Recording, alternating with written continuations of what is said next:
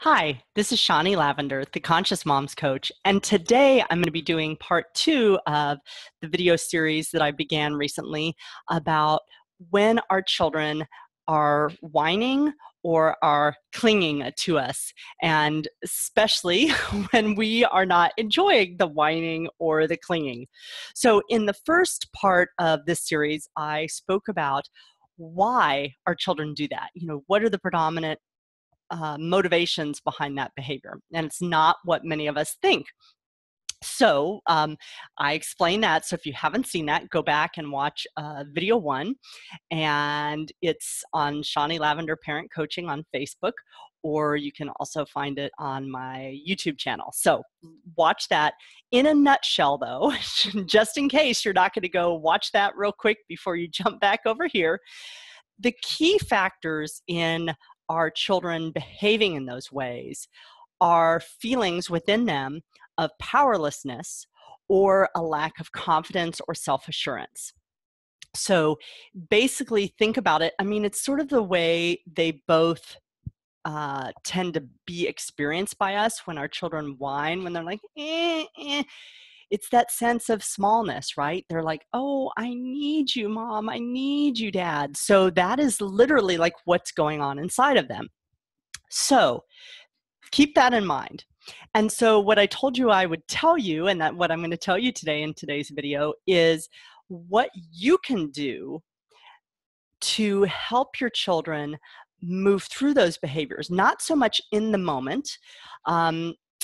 You can do it in the moment, but this is also when you notice these behaviors coming up, these are approaches that you can take to consciously and gently help them unwind from those places of powerlessness without shaming them, without using those old style tactics that got used with most of us. Again, our parents weren't doing it wrong. I'm not judging them. It's what they knew and what the information told parents to do at the time.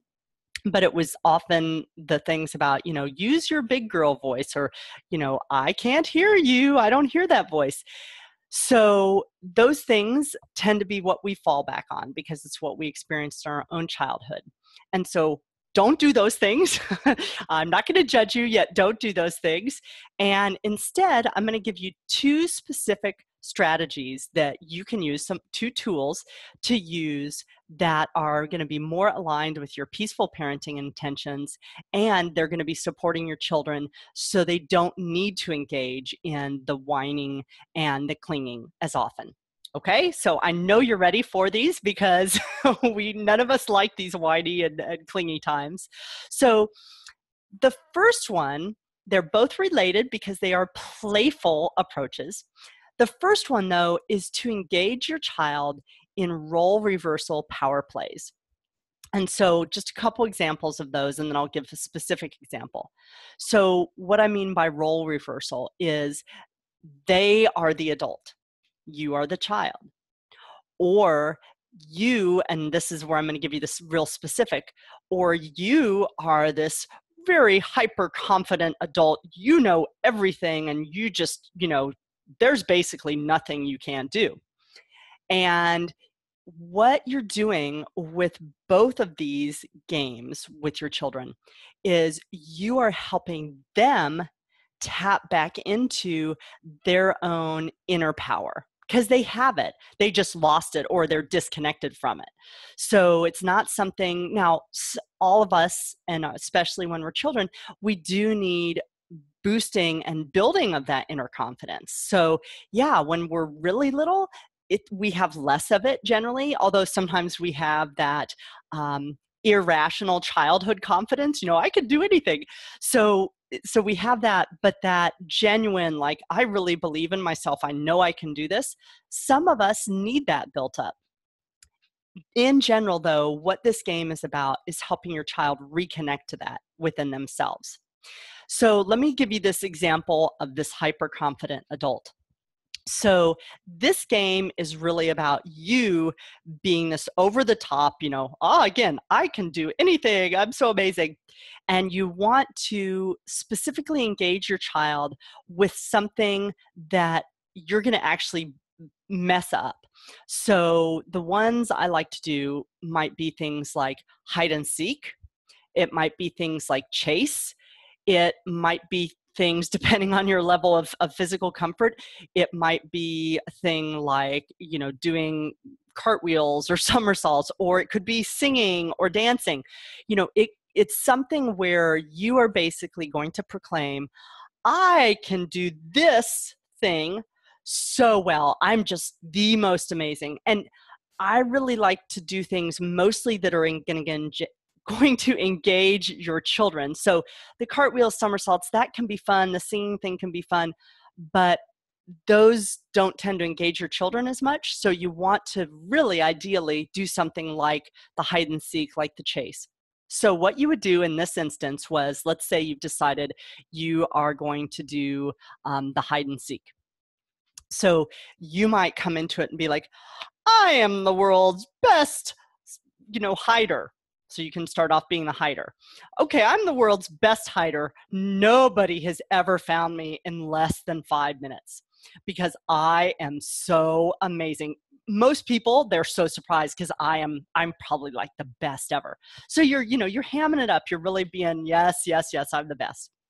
And so then you can, depending on how you've already engaged with your child, you might be like, so do you want to play hide and seek with me and see if you can find me, So again, sort of engage them in this like, oh, would you like to come play this game with me? I'm so good. I don't know if it will work for you, but you're really making it fun. And oh, of course, most children, again, are going to be like, yes, of course I'm going to play this. So then once you've really said, okay, I'm the best. And so then do your hide and seek. So tell them, okay, count to 20, no peeking. You can do the little stuff that you probably do already with hide and seek. And then you're going to hide in an obvious place where they are going to see you. And so it might be under the dining room table, but there's no tablecloth so they can see you.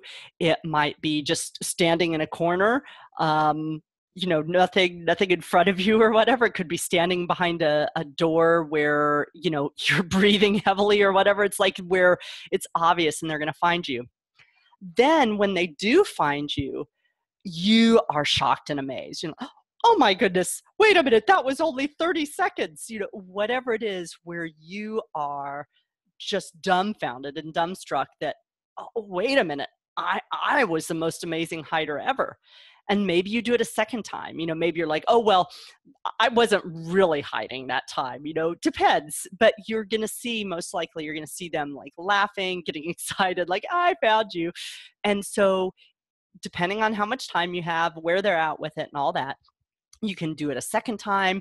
Again, though, what you can see, I'm sure, as I'm describing this, is they are really getting this sense of, well, I guess I'm pretty good at this hide and seek game. I'm a pretty good finder because I found the best hider ever.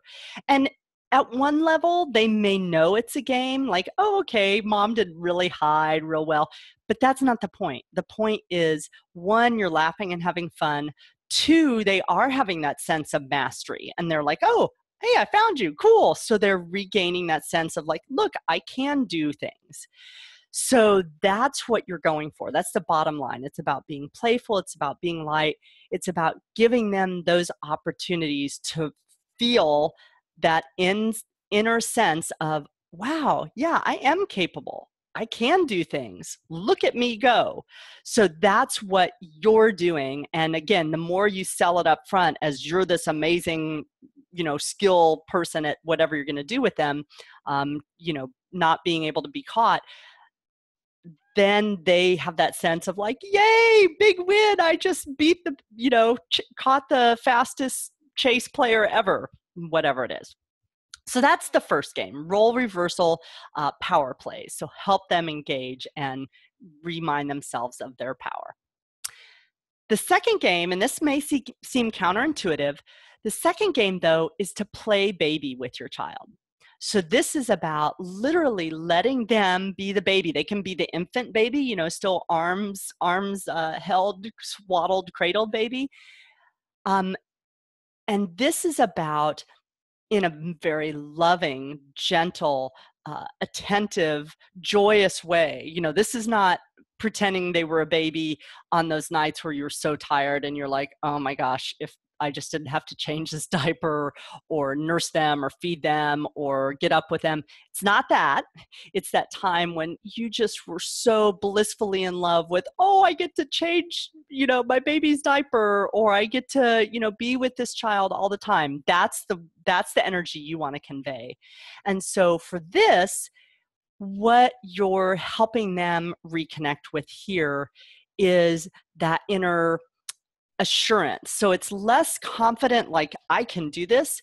It's more the assurance that is I am type of assurance. So it's like they're not connecting to a specific power. They're more connecting to their own worthiness. And that is really good for, again, more when your child's clingy or whiny behavior is coming out of just their unsettledness. Maybe you've had a lot of changes in the family, or maybe things are shifting. Maybe you just started summer break, whatever the changes are. This is about helping your child know how important, how much they mean, and how much love and care is there for them. Because that's the other part in that whining and clinging. Again, it's like, I need you. So they're in a little bit of that state oftentimes where they are saying, hey, I want more love and attention. It's not that you're not giving them love and attention, but some part of them has that sense of like, I need more cushion. I need more love and kisses and tenderness. So that's what this game is about. So you can, again, play it, just see how it goes, but you can be like, I gotta kiss all those baby toes. Those are the sweetest toes ever. And then you kiss all their toes. You might do something that you used to do when they were really physically small. Maybe, you go pinch their cheeks in a gentle way, or you give them, we call them zerbets, those big raspberry sounding kisses that you give people. I'm not going to demonstrate on this video. But you could do that. You could sing them some lullabies. You could, if you can physically, even if that doesn't mean carrying them, maybe you just cradle them in a chair, or maybe you get in a favorite rocker, anything like that is going to give them that sense of they're the little sweet baby and you're the loving, attentive, doting parent. Okay, so that's what that second game is about. It's about really just enveloping them in your love. So I want to share a couple of cautions to think about when you're doing these games and to be mindful of. So the first one is to be mindful of how your child is receiving these games. So sometimes, even though play is our children's world, sometimes they're not in that space. So if they don't really seem like, if you just get the vibe from them, like, this is not where they're at, it's not about forcing them like, oh, you should play this game, it's fun. It's like, oh, okay, we'll do it another time. No big deal. So be aware of that and be mindful for that. The second thing is, while teasing is not forbidden in these games are not designed to be used in a way that it's going to be easy for our children to think that we're making fun of them for feeling powerlessness. So it's not about, oh, you're a little baby, you can't do anything, you're so helpless. It's not that.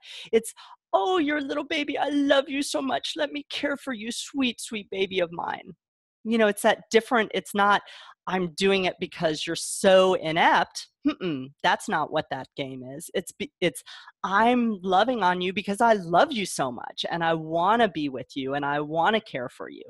So be mindful, again, depending on where you're at. You may be in a place where you're a little like, I'm not happy with this behavior. So if in your own emotions, if it's going to be easy for you, the way you communicate and the way you're doing it to come across as sort of snarky or mean-spirited, then don't do it. Wait till a time when you can be really like, yeah, this is so fun, my sweet baby, whatever it is. So be mindful of your own energy. And the second part of that second caution is, if there are genuine fears and worries that come up, which sometimes they do, So it might not be in the game itself, but maybe your child says something afterwards, or, something happens where you're like, oh, yeah, this was coming up around, starting a new grade. Or a new class at school. And so, I want to check in with them. So if there are genuine fears or worries that come up, you do want to work with your child at another time to be addressing those, because you want to help them build the skills if they don't, for example, feel very comfortable in groups that include a lot of people they don't know, or they don't feel comfortable speaking up in class or speaking up in a easy to hear way, or making eye contact. Whatever it is, yeah, you want to support them. So this is not about negating any kind of skill building. By no means is it about that. It's about first helping them connect back to that confident, assured, comfortable place within themselves, that they're like, yeah, I can get what I need in life. I know how to talk to mom or dad or talk to my teachers. It's about connecting them to that place first. And then if they do need some skill support, doing that separately and saying, yeah, I noticed that when we, go in this setting, so what's up with that? And when they tell you, oh, okay, yeah, well, do you want to find some ways that we could work with that? Sure, so then you can do that with them. So those are my two cautions about these approaches. Now, the one other thing I wanted to say, and this was based on who I saw was watching over on Facebook, is these techniques I love to use with children 10 and under, and even a little older than that and under. Now, if you have a tween, you might be like, oh, this is too babyish for my tween. It's not. Definitely is not. And even if you have an older child, you might be surprised, at how much they actually may like to be babied, so to speak. Yeah, it's hard to be 15. And you're thinking, oh, I should know everything, and sometimes you feel completely clueless as a 15-year-old. And so having mom and dad take you back to like a time where, what, mom, dad got it handled, they're going to care for you, that can be really liberating. So don't underestimate that, A. And then B, you can tweak these a little bit. So yeah, maybe you're not playing hide and seek where you're truly out in the open. Maybe your teenager has a video game that they play, or they even have some favorite songs, and so you're going to be like, okay, let's have a song and dance party here now, and I'm going to sing it with you. And then they're going to hear you goofing up all the lyrics, or singing off key, or dancing like an old person, whatever the thing is. So you can still play versions of these games with older children. So I put that out there again, based on some of who I saw was watching on Facebook. And for the rest of you that come across this video, if you're thinking, no, this is for Shawnee's talking about infants or toddlers. No, this is really applicable for lots of different ages and stages. So that's the end of this topic about what you can do to help your child not go into those whining and clinging behaviors as often. What I want to close with is reminding us that, our kids aren't the only ones that feel powerless sometimes, right? We do. Yeah. And usually when we have negative reactions as parents, those times when we do revert to those old style parenting behaviors, almost always, I would say, some component that is activated in those moments is that we are feeling powerless. And so, because I don't want you to feel powerless, and I know that when we're feeling powerless, we tend to behave in negative ways, I want to support you so you can feel powerful and you can maintain your peaceful parenting intentions. So here's my invitation to you. My Powerful, Peaceful Mama Challenge, the doors are open for it now. It's a 5-day, very fun, very easy, small bites. It's summer for many of you. And so I know you're probably not engaged in like, oh, let me learn a lot, let me take classes and all that. Fine. I'm there with you. So this is 5 days, and each day you're going to get an email from me. You're going to have a short video from me talking about that day's concept related to powerfulness and peacefulness. and you're going to get that video to watch. You're also going to have a printable handout that will guide you through some concrete steps, because this is not just about taking in information. This is about taking in some information and then using it to power yourself up and see what's actually getting in your way of being peaceful.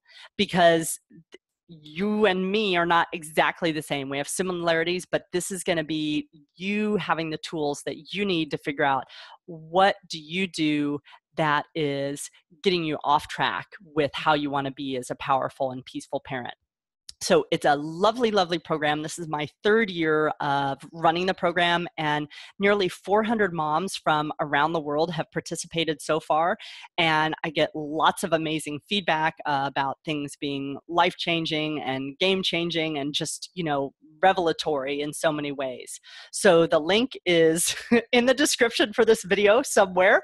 And it is, I'm going to say it out loud so you've got it too, that website link where you can learn more and sign up is shawneelavender.com/powerful-peaceful-mama. So go to that link. You can get some more details. You can see some of the testimonials from moms who participated and learn more about what's included. But basically, again, it's bite-sized, it's easy, it's about giving you tools, and you get interaction with me, which I don't do normally for such a very reasonable program as far as price goes. So you get that for 5 days as well. And right now, not guaranteeing this is lasting, but right now, as of today, this moment when I'm doing this live broadcast, that series, the Powerful Peaceful Mama Challenge, is just $19. So it's basically less than $5 a day, or less than $4 a day. Don't have me do math. It's very inexpensive. You can fit it in your budget. So check that out at shawneelavender.com/powerful-peaceful-mama. And the link is there above. As usual, if you have questions about this video and anything I've shared today, feel free to leave a comment or question, and I'll do my best to respond to you. You can find me here on Facebook. Videos like these, I do daily inspirational parenting postings. You can find me on Instagram. You can find me obviously at shawneelavender.com. I have a YouTube channel.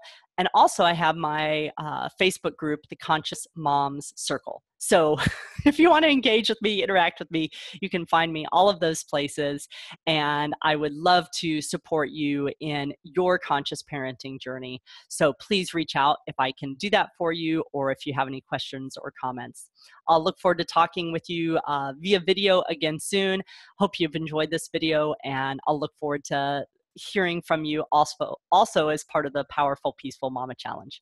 Thanks, everybody. Have a great day. Bye-bye.